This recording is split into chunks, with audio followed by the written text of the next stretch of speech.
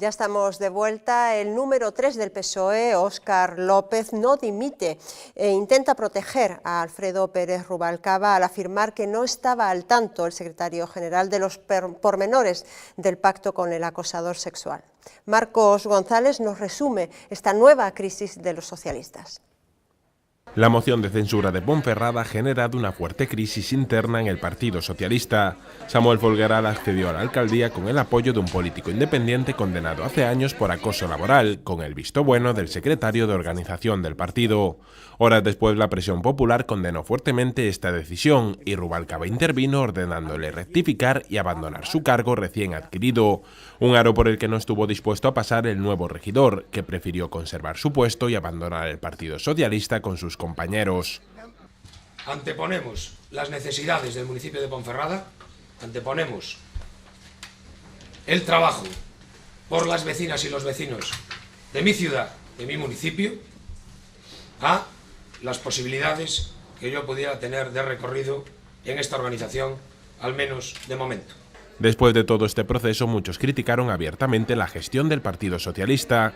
Algunos pidieron directamente la cabeza del secretario de organización, Óscar López, pero finalmente este no dimitirá. Admite que se cometió un error apoyando la moción de censura, un error que reconoce como personal, pero afirma que ya ha puesto su cargo a disposición del partido y que ha recibido apoyo de la directiva para continuar. Reconozco que personalmente me cegó la posibilidad de sacar a Ismael Álvarez de la política, y que por lo tanto cometimos un error. Y yo cometí un error de apreciación y de valoración. Lo cometí. Por supuesto que he puesto mi cargo a disposición de la permanente del Partido Socialista. Por supuesto que he puesto mi cargo a disposición de mis compañeros de la Ejecutiva Permanente. Y tengo que agradecer el apoyo que he recibido de todos ellos para seguir al frente del puesto de la Secretaría de Organización.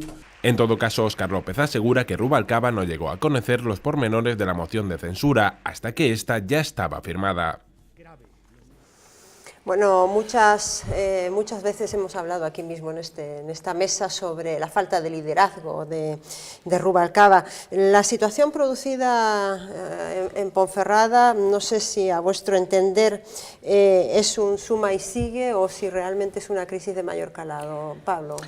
Yo creo que es una crisis de mayor calado, pero por una cuestión ya de dimensiones, es decir, cada vez las dimensiones de la rebelión contra Rubalcaba son menores, ¿no? Pasan de comunidades a ayuntamientos y de ayuntamientos pues pronto se le revelará pues no sé, una federación parroquial o no sé muy bien. Creo que tiene un grave problema, un absoluto problema de liderazgo. Yo nunca entiendo por qué los políticos hablan de que no es el momento de agravar las crisis o demás. Yo creo que cuando ya la cosa ha llegado a un deterioro como ha llegado, retomo también la exposición del presidente de la Diputación de Ourense sobre lo que está ocurriendo en Galicia, es decir, no tiene ningún sentido ni ningún liderazgo ni el señor Rubalcaba en el PSOE nacional ni el señor Vázquez en el PSOE regional. Creo que es el momento de deshacer y volver a empezar, ¿no? Entonces, bueno, tiene mayor relevancia porque ya pues hasta las pequeñas federaciones pues se le revelan. En este caso, además, bueno, no es que se le revelen, sino que cuentan con la complicidad del señor López, de Óscar López, que encima pues hace una exposición del asunto que nos recuerda un poquito a los terribles errores de explicación que ha tenido, por ejemplo, el Partido Popular continuamente con el caso Bárcenas. Es decir, la explicación ha sido peor, podía quedarse callado. O sea, ha exculpado a uno, pero he sido yo, pero él no sabía. Terrible.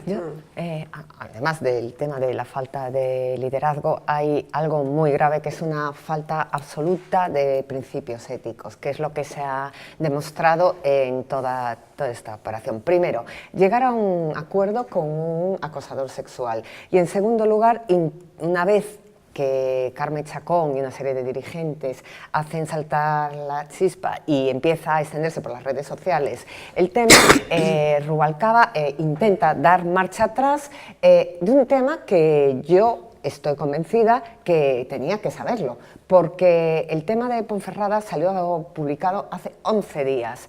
360 militantes del Partido Socialista de León, y ha salido en la prensa de Castilla y León estos días, escribieron a Rubalcaba, a Elena Valenciano y a Óscar López para decirles lo que está pasando. Y no solo eso, es que hubo una manifestación en Ponferrada, hubo un acto multitudinario de miles de personas protestando por esta moción de censura. Me parece inaudito que Rubalcaba diga que no sabía los pormenores. ¿Cuál es el pormenor? Aquí no hay ningún pormenor, es un pacto con un acosador sexual.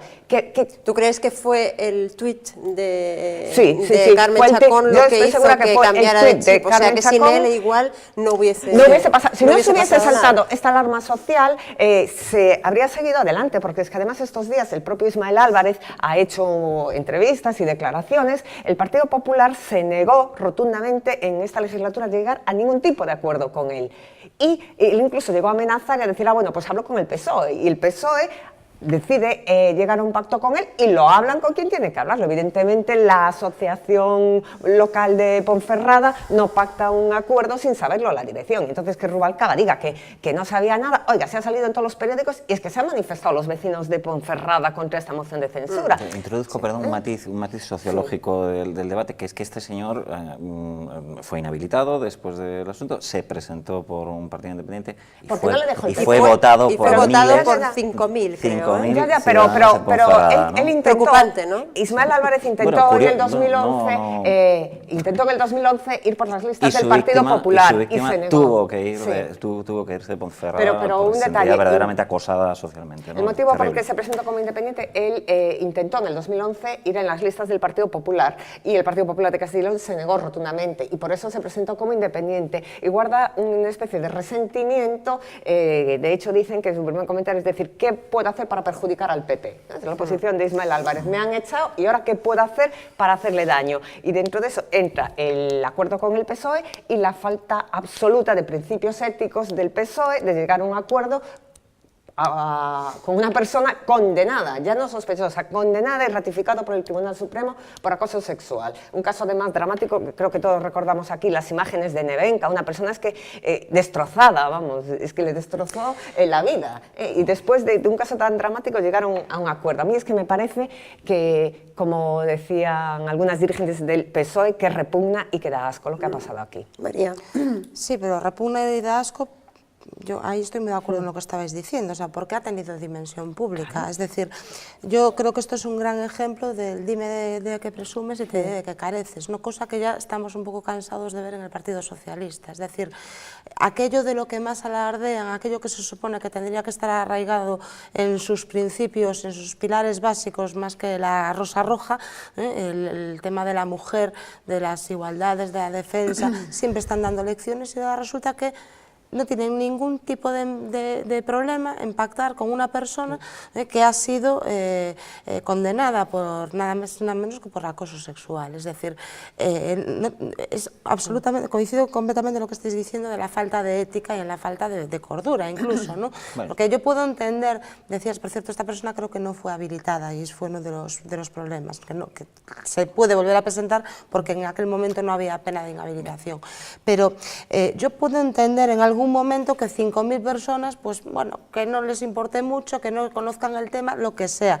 Ahora, que un partido que entre sus principios y se pasan pasándose como se pasan el día, dando lecciones de igualdad, de que si la mujer, llamando lo que llaman al Partido Popular por sus políticas de igualdad existentes, inexistentes o cambiantes. Hombre, que ahora vengan con estas, pues eso, por un lado, dime de qué presumes y te diré lo que careces, y por el otro lado, pues parece ser que para el Partido Socialista, al fin, sí justifica los medios. Y simplemente una nota en relación con la pregunta que hacías tú, ¿no?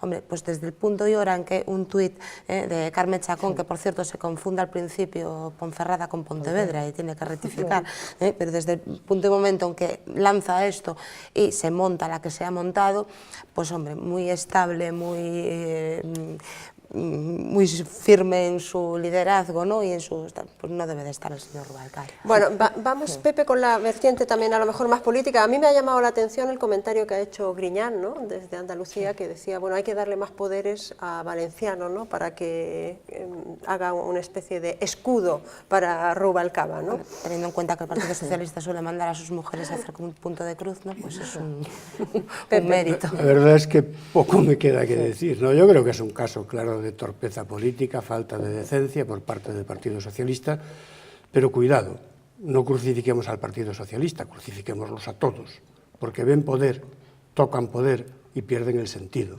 de la orientación y el sentido de la decencia. No, te acaba de decir Ana que el Partido Popular no quiso llevar a esa persona en sus No quiso listas. negar, y además, yo es que leía las entrevistas que hacía Ismael Álvarez estos días y decía, yo es que lo intenté con el candidato, deja que termine solo un inciso. Déjame hablar, hombre. Pero Pepe estaba hablando. Déjame hablar. Yo estoy de acuerdo, completamente de acuerdo, y es condenable, mire por donde se mire, que se trata de un acosador denostado por el Partido Socialista, con el que el Partido Socialista pacta ahora. En un caso, además, con aquella concejala que se llamaba Nevenka Fernández, que tú decías que quedara vilipendiada, pero quedó vilipendiada y olvidada, esquecida, como se dice, por el Partido Popular y por el Partido Socialista. Eso es mentira. Bueno. Lo del Partido Popular es que a Ismael Álvarez, cuando salió la condena, lo echaron del ayuntamiento, era diputado en las Cortes de Castilla y León, lo echaron de diputado de las Cortes de Castilla y León y lo echaron del partido, una vez que hubo sentencia del Tribunal de Castilla y León. Ni siquiera esperaron por la sentencia del Supremo. ¿Quieres decir quién defendió a Nevenka? Pues a mí me consta, y ha salido que el Partido Popular de León, desde el primer momento, llamó y se ofreció para apoyar a esta mujer. O sea, la llamó por teléfono, vamos. Sí. Hombre, que era cargo de él. Sí. Públicamente la defendió. Públicamente tuvo todo el apoyo del partido desde el momento en que se condena a este señor y se le echa. Y se le echa, es que no hubo debate de decir, bueno, pues se queda tal, no. Se le echó, ya te digo, de alcalde, de diputado autonómico y del partido. Intentó volver al partido, no se le dejó. Intentó llegar a un acuerdo, un pacto, que era lo que te decía antes. Él se quejaba y decía, no, es que yo ni siquiera me dejaba poner ninguna condición, el alcalde actual, el alcalde anterior, el PP, ni siquiera me dejaba poner ninguna condición para llegar a un pacto, es que se negaba a hablar. Y lo decía Ismael así como diciendo, fíjese que poco dialogante. Bueno, porque yo lo que quería decir, y acabo, negó, Carla, es que la regeneración democrática es necesaria para todos los partidos. Clama al cielo. Y no apelemos ahora a otras historias que están ocurriendo en otros partidos, Partido Popular, Convergencia y Unió y demás, porque son casos también sangrantes desde otra vertiente. Este, desde luego, es despreciable. Mírese por donde se mire, porque hay una persona humana que padeció las consecuencias de un acosador por medio. Pero hay otros casos y otras actuaciones de otros partidos, incluido el Partido Popular, que también realmente dan pena y dejan mucho que desear. Pero como aquí estamos hablando del caso de Ponferrada, pues habrá que centrar el tema de Ponferrada, lo otro son otros debates. Y solamente una cosa que me olvidé antes, Carla, si me permites, yo no sé qué es peor, que Rubalcaba esté enterado o que no esté enterado. Es decir, primero, me parece deplorable que una persona que presume de ser dirigente nacional de un partido permita que otros asuman sus culpas. Eso ya, vamos, en mi opinión es descalificable por sí mismo, aun cuando sea habitual.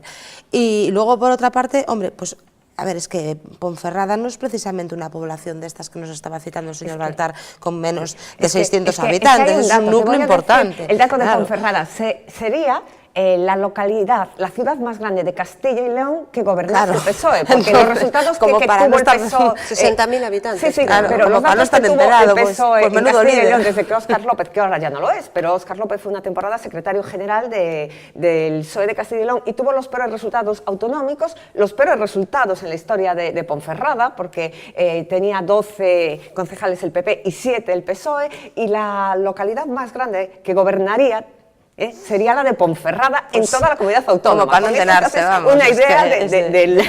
Bueno, cambiamos, lo dejamos ahí, seguramente habrá todavía consecuencias y coletazos de este asunto. Cuando se cumplen los 100 primeros días del segundo mandato de Alberto Núñez Feijóo, el presidente de la Xunta mantuvo esta semana su segundo encuentro oficial con el presidente del Gobierno, Mariano Rajoy. Alba García nos resume lo más destacado de esa reunión. Alberto Núñez Feijóo volvió de la Moncloa sin nuevos acuerdos. Lo que sí consiguió el presidente de la Xunta fue el compromiso de su homólogo estatal de que el Gobierno cumplirá las promesas ya hechas y mantendrá inversiones en Galicia. Mariano Rajoy confirmó 2013 como año para la finalización de la autovía del Cantábrico, también 2014 para rematar el eje atlántico ferroviario entre A Coruña y Vigo. Pero sobre todo, Feijóo pudo cerrar su reunión de más de 2 horas con el presidente del Gobierno con la promesa de que, a pesar de la crisis, en 2018 el AVE llegará a Galicia.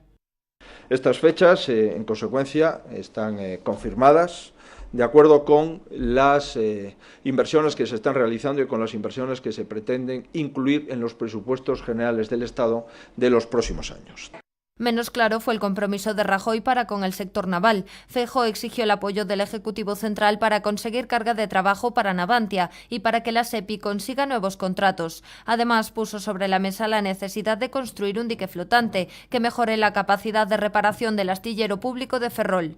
A su reunión con el presidente del Gobierno, Feijóo llevó también la problemática de las preferentes. El líder gallego destacó la importancia de la vía del arbitraje impulsada por la Xunta, pero reclamó medidas generales y permanentes.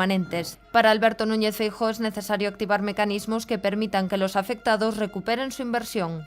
Le he planteado al presidente mi opinión de que ese canje tiene que garantizar liquidez inmediata.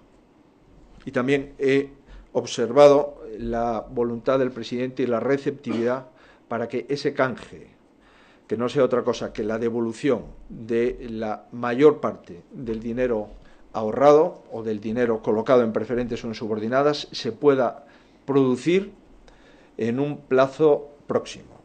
El presidente de la Xunta no pudo evitar que el tema del caso Bárcenas saliera a la palestra. A preguntas de los periodistas, Feijóo optó por mantenerse en el discurso que defiende desde el principio. El extesorero del PP pagará por lo que ha hecho. Bueno, empecemos si acaso por la primera parte, por esa reunión con los grandes temas gallegos, naval, preferentes y AVE, básicamente.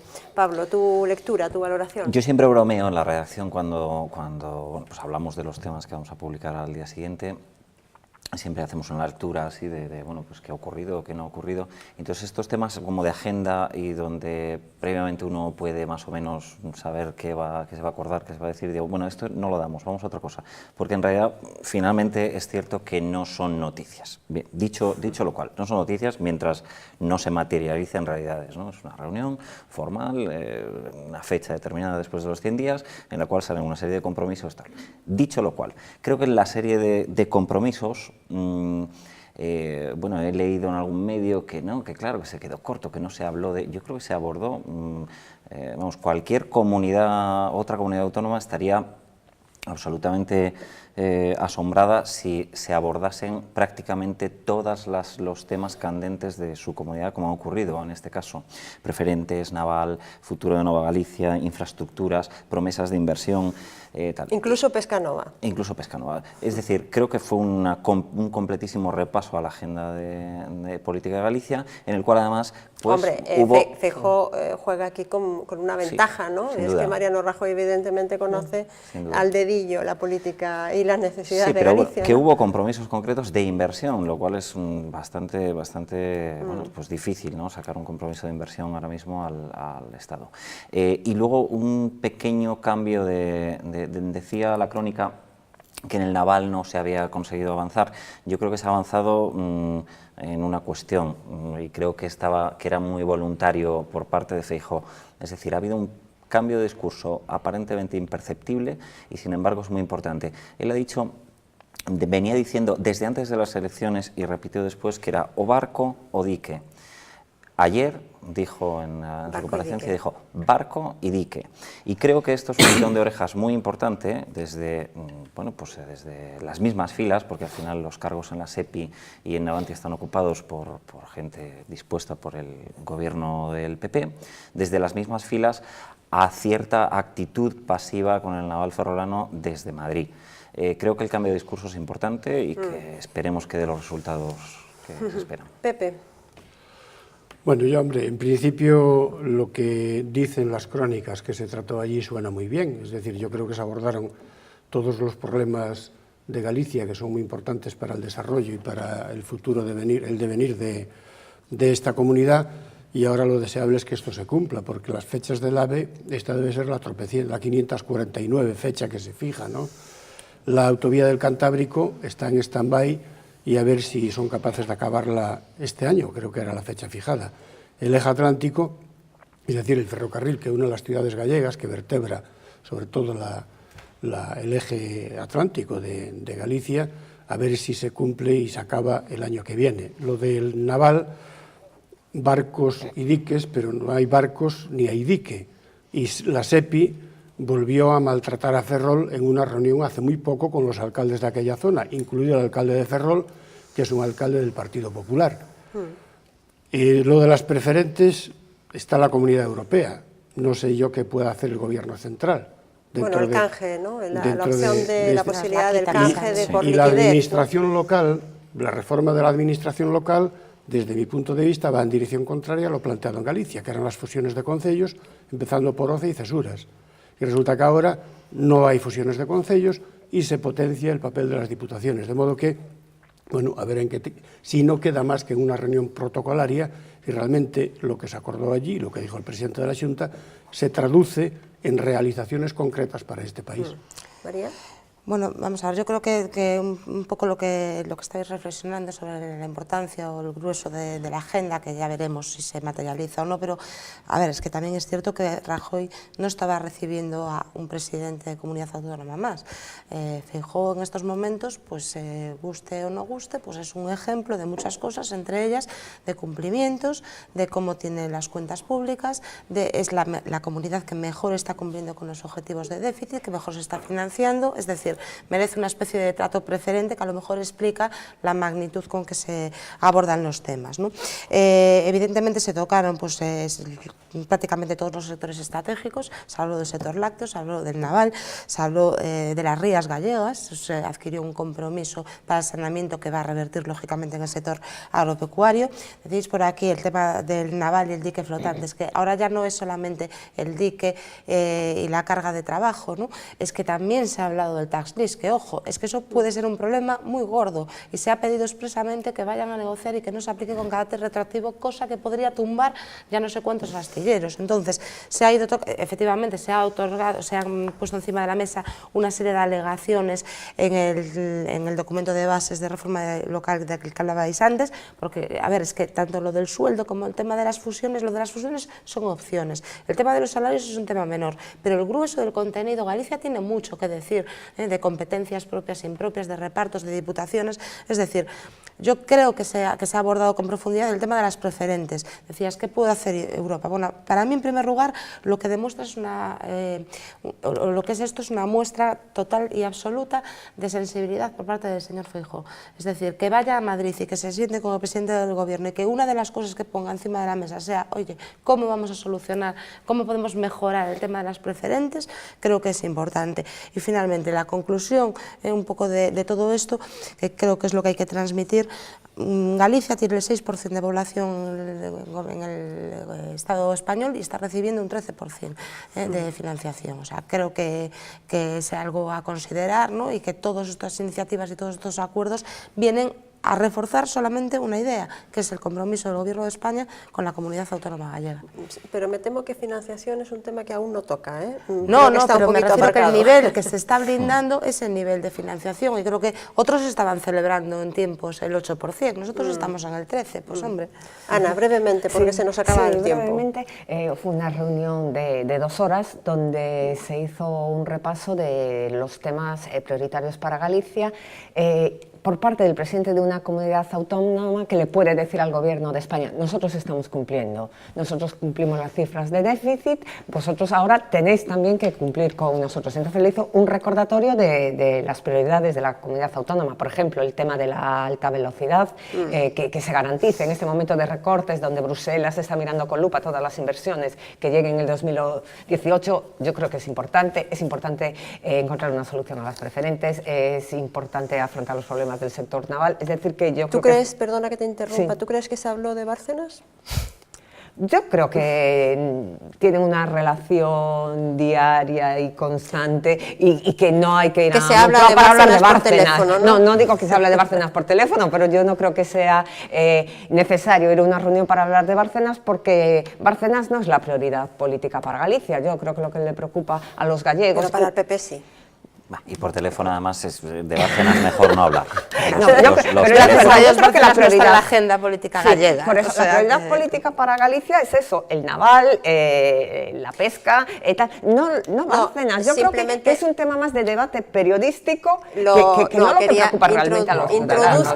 Me parece mentira que digas que es un debate periodístico, lo de Bárcenas. Debate periodístico, es un debate de Estado, pero de ¿tú Estado, crees Ana. cuál es la prioridad de los ciudadanos gallegos? ¿El paro Para el o Bárcenas? PP es importante pero que haya yo hablo de los gallegos y del presidente de la Xunta, que va a trasladar al presidente del gobierno los problemas de los gallegos. Para el presidente de la Xunta, que es el presidente del PP de Galicia, es muy importante que haya regeneración democrática en todo el Partido Popular. ¿Y es más importante crear empleo, encontrar soluciones para el sector naval, para las preferencias? Una pregunta, yo tengo muy claro Ana, que son más importantes los problemas de los gallegos. Simplemente que para Bárcenas. cerrar el programa, porque el tema evidentemente no estaba en la agenda, pero la actualidad manda. El presidente Alberto Núñez Feijóo, hoy en una entrevista que le he escuchado en Onda Cero, se ha referido, le han preguntado por el hecho de que haya dos jueces en un mismo caso, ¿no? Y bueno, él se ha pronunciado, le parece que no le parecía normal, creo que ha utilizado esa expresión, que no le parecía correcto, ¿no? Que la justicia se enzarzara ahí en dos competencias. Una valoración sobre eso, rápidamente. Sí, brevemente, que no tiene sentido. Si ya hay un juez que está trabajando en este tema, además en este momento que se habla de pocos recursos para la justicia, pues que se centre cada uno en un caso, no que haya dos jueces llamando a declarar a las mismas personas, instruyendo prácticamente el mismo caso. Yo creo que no tiene ningún sentido y que demuestra, no sé, qué intereses puede tener o puede haber ahí para que quiera acaparar este caso un segundo juez, cuando ya hay uno que lleva trabajando mucho tiempo en este tema. Duplicidad. Bueno, lo mismo. Yo creo que la duplicidad no era necesaria. Hay un juez que se está ocupando. De hecho, bueno, pues ha encontrado una serie de vínculos con... Está en ello un juez, y si hay algún tipo pero esto, de hablando vulgarmente, echa aceite al fuego, ¿no? Sí, pero además de forma muy importante para el Partido Popular, porque el Partido Popular de momento tenía, bueno, pues una visión... entre comillas, muy entre comillas, de espectador, y simplemente estaba viendo cómo era golpeado una y otra vez y era demandante. De repente pasa a ser, bueno, no culpable, pero sí beneficiario de un posible delito, porque a eso se refiere la demanda presentada por Izquierda Unida contra las empresas que financiaron al Partido Popular, todo ello presuntamente. Y muy importante, el juez da validez a los documentos de Bárcenas, es decir, pues lo que dice es que estos documentos son válidos para decir que esta empresa que sale citada aquí, esta otra y esta otra, deben pasar por aquí y explicar por qué dieron este dinero, cuándo, cómo y de qué manera. Es relevante, sí. Pues yo creo que el tema de Bárcenas, ya sé que esto va a quedar en un mero deseo, pero si se pudiese resolver mañana, que no se resuelva dentro de 3 meses, y cualquier cosa que signifique que se vaya a dilatar en el tiempo por un quítame ya estas todas, pues me parece muy lamentable. Yo no sé si llega un juez o hacen falta 2 o 3. Yo lo que sí deseo es que la justicia nos salve de toda esta situación del PP, del PSOE, de CIO y de todos los demás implicados en temas de corrupción, que son muchos. Señores, se nos acaba el tiempo. Pablo, Ana, muchísimas gracias. Hasta muy prontito. Y Pepe y María, muchísimas gracias a vosotros dos también. A todos ustedes, gracias por estar ahí con nosotros, acompañándonos una noche más. Les espero pasado mañana. El jueves estaremos, como siempre, aquí a las 10:30 de la noche. Pasen una feliz noche. Adiós.